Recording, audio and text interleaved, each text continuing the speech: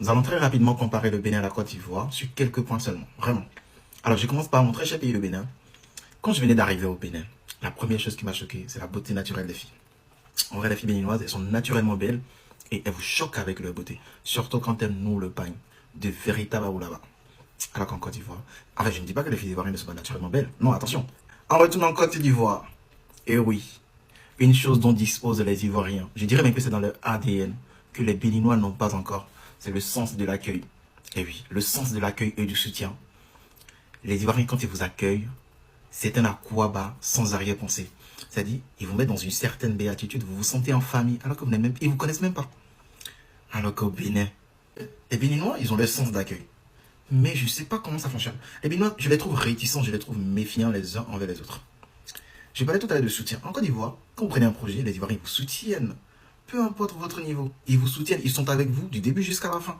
Alors que le Béninois, c'est comment on fait pour que le projet chute. Je ne dis pas que tous les Béninois sont comme ça, mais pour l'essentiel, c'est comme ça qu'ils fonctionnent. Et oui, autre chose que j'ai vraiment apprécié au Bénin, c'est le sens de l'économie. Oui, le Bénin est capable de vendre Piwata, et sachet d'eau là, acheter une parcelle et la construire. Alors qu'en Côte d'Ivoire, dilapider les fonds, yeah, le gars est capable de claquer 200 000 francs CFA dans une soirée, 500 000 francs CFA dans un barbecue, dans un bar. Pendant ce temps, le Bénin est en train de vendre des sachets d'huile, de l'huile rouge, il est en train de pousser son truc, il va acheter une parcelle dans ça. Je suis choqué. Autre chose, c'est l'administration. Les amis, je ne sais pas si vous avez remarqué comme moi, mais de plus en plus, les gens essaient de se rapprocher à la Côte d'Ivoire. Les gens essayent de s'attacher à la Côte d'Ivoire. C'est la raison pour laquelle moi je vous dis souvent, chers Ivoiriens, votre comportement et votre hospitalité impactent ou encore ça influence beaucoup les mentalités étrangères.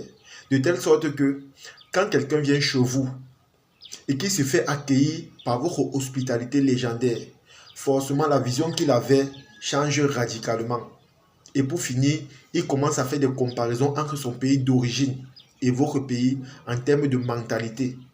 C'est comme ça, je sais que généralement, les Ivoiriens n'aiment pas quand on les compare, mais c'est une évidence. Parce que forcément, si dans son pays, il n'est pas bien accueilli, il n'est pas bien reçu, mais lorsqu'il part en Côte d'Ivoire, c'est le contraire. Forcément, il va adorer votre pays, il va faire des comparaisons, il va faire des témoignages. C'est la raison pour laquelle moi je vous dis constamment, restez unique, ne changez pas. Parce que si vous faites des recherches, vous allez vous rendre compte que sur les réseaux sociaux, plusieurs nationalités parlent à peu près de la même façon. Que ce soit les étrangers, que ce soit les blancs, que ce soit les africains, tous ont le même discours dans leur bouche. Eux tous, ils ont le même discours dans leur bouche. Pourquoi? Parce qu'ils sont arrivés en Côte d'Ivoire, la manière qu'on les a reçus là-bas, la manière qu'on les a accueillis, c'est impacté dans leur vision.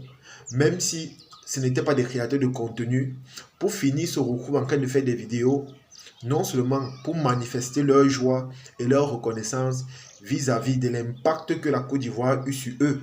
C'est comme ça les amis. Et chaque fois je vous dis, la Côte d'Ivoire est chargée d'une spiritualité assez positive et grande. Dans le sens où votre aura est tellement puissant et tellement positif au point où ça influence. Ça influence les amis. Vous avez écouté la vidéo de ce Béninois. Vous avez écouté ce qu'il a dit. Il a fait la différence ou encore les remarques entre son pays et la Côte d'Ivoire en termes de comportement ou de mentalité. Mais lorsque tu l'écoutes parler, tu sens que la Côte d'Ivoire lui a tellement impacté au point où son souhait unique, c'est que les mentalités chez eux changent également. Ça devient comme en Côte d'Ivoire. Et vous allez remarquer que c'est la même chose que moi je vous dis constamment dans mes vidéos. Mon souhait le plus cher ou encore le plus sincère, c'est que nos mentalités puissent changer de telle sorte que on puisse adopter les mentalités ivoiriennes. Parce que je suis convaincu que voilà, si nous tous on a cette mentalité-là, les choses seront beaucoup plus faciles et on va beaucoup plus avancer. C'est-à-dire, notre avancement sera beaucoup plus rapide. Ça sera beaucoup plus rapide. Et je suis convaincu de cela. Vous allez voir que sur tous les aspects, que ce soit culturel, politique ou social, si nous cultivons la mentalité ivoirienne, je vous assure, ça sera un exploit. Ça sera une fierté. Vous allez voir, en Côte d'Ivoire, il y a cet influenceur-là qu'on appelle Ayak. Je pense que c'est un Libanais. Quand tu vois les œuvres qu'il fait dans le milieu social en Côte d'Ivoire, c'est simplement extraordinaire. Ici au Cameroun, il n'y a personne qui fait cela. Je dis bien personne, même ceux qui ont les moyens ne le font pas. Mais quand tu pars en Côte d'Ivoire, tu vois, il aide les gens facilement. Tu vas être là, par exemple, tu as besoin d'un véhicule, il t'achète un véhicule. Tu veux une moto, il t'achète une moto. Tu veux un téléphone, il t'achète un téléphone. Tu veux un fonds de commerce, il te donne un fonds de commerce. C'est tellement facile. C'est tellement facile. Imaginez que ici au Cameroun, par exemple, on a aussi quelqu'un qui a cette vision ou encore cette façon de faire les choses avec grand cœur. Dites-moi un peu, est-ce que ça ne va pas faciliter la vie des populations? Est-ce que ça ne va pas rendre la vie des gens plus facile? Est-ce que ça ne va pas le faire, les amis? Quand tu parles au niveau musical, c'est-à-dire au niveau de l'art, lorsqu'on parle de soutien et de solidarité, imaginez un peu un instant que la solidarité qu'il y a en Côte d'Ivoire pour soulever un artiste. Ici, là, chez nous, au 237, on avait la même solidarité. Imaginez comment le showbiz camerounais devait évoluer. Imaginez comment ça devait être bien. Imaginez comment les jeunes devaient se relancer dans la musique. C'est-à-dire ces jeunes talentueux-là qui ont tout abandonné parce qu'ils ont perdu espoir. Ils ont vu que voilà, dans un pays comme le nôtre, s'ils veulent vraiment se mettre à fond dans leur musique, ils auront du mal à s'en sortir ou encore même à mettre la tête hors de l'eau. Imaginez, ils sont tellement talentueux ici là-dehors, mais ils ont dû arrêter parce que ils se rendent compte que voilà, c'est une perte de temps et que naturellement, ils ne pourront pas s'en sortir grâce à cela. Et tout ça pourquoi? Parce que, en priori, ils n'ont pas le soutien ou encore la solidarité du peuple. Parce qu'au Cameroun, les fans ne sont pas sincères. Tu peux sortir une chanson aujourd'hui, on t'aime, on te soulève, mais demain on t'abandonne.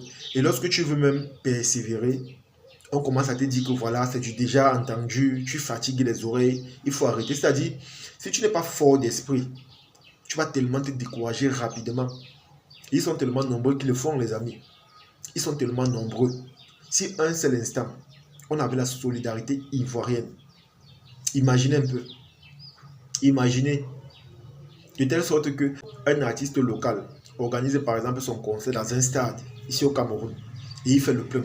Imaginez comment les artistes devaient se mettre à fond, ils devaient s'engager.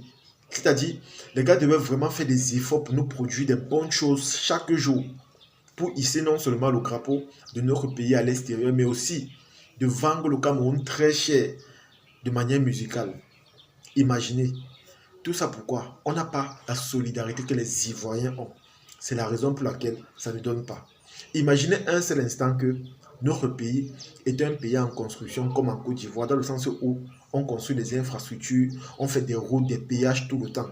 Imaginez, vous voyez avec moi qu'il y a tellement de choses que en Côte d'Ivoire je peux citer ou encore, je peux prendre comme exemple qu'ici là chez nous il n'y a pas. Vous voyez, et c'est la raison pour laquelle tout le temps on se compare. Et lorsqu'on se compare, c'est parce qu'on souhaite que ce qu'il y a de là-bas, c'est-à-dire ce qui est positif, vienne également chez nous. Je ne suis pas en train de dire qu'en Côte d'Ivoire, tout est positif, non. C'est qu'il y a des moments où il y a des choses qui sont négatives, mais on préfère retenir le bon. Parce qu'on sait que c'est ce qui est bon là qui est utile, ou encore c'est ça qui peut nous aider. C'est ça qui peut nous aider. Et sans vous mentir, tout ce qui est positif en Côte d'Ivoire est simplement extraordinaire. Parce que quand tu essaies de voir, ce sont des éléments clés qui te permettent d'évoluer rapidement. De telle sorte que tu deviennes facilement émergent ou encore développé. C'est la raison pour laquelle j'ai beaucoup de respect pour ce pays. Parce qu'ils connaissent faire la part des choses. Et vous allez voir que tous les étrangers qui vont venir en Côte d'Ivoire, ils auront toujours le même discours. Ils auront la même vision ou encore la même pensée. Parce que vous impactez trop. En termes de comportement, vous impactez. En termes de développement, vous impactez. De manière culturelle, vous impactez. C'est-à-dire, naturellement, vous imposez aux autres, sans faire d'efforts. Vous faites preuve de simplicité. C'est-à-dire, vous ne faites pas les efforts pour faire les choses, parce que c'est naturel chez vous. Et ça finit par impacter les nations ou encore les étrangers. C'est simplement extraordinaire, les amis. En tout cas, restez unique, ne changez jamais, parce qu'une chose est sûre, c'est ça qui fait votre particularité.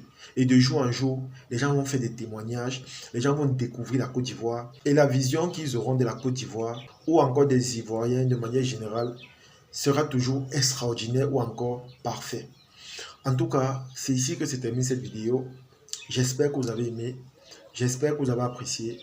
Comme j'ai dit les amis, ne vous fâchez jamais lorsqu'on fait des comparaisons entre votre pays et nos différents pays. Parce qu'une chose est sûre, lorsqu'on arrive quelque part où les mentalités sont bonnes, où on nous montre la vie différemment, forcément on va se retrouver en train de faire des comparaisons. Parce que là, on est simplement ébloui, on est étonné, on est surpris. Donc du coup, le naturel ressort, la reconnaissance ressort. Parce que comme on dit souvent, que tu le veuilles ou pas, tu vas déposer. En tout cas, partagez la vidéo les amis. Et comme j'ai dit, ne changez jamais. On est ensemble. Ciao.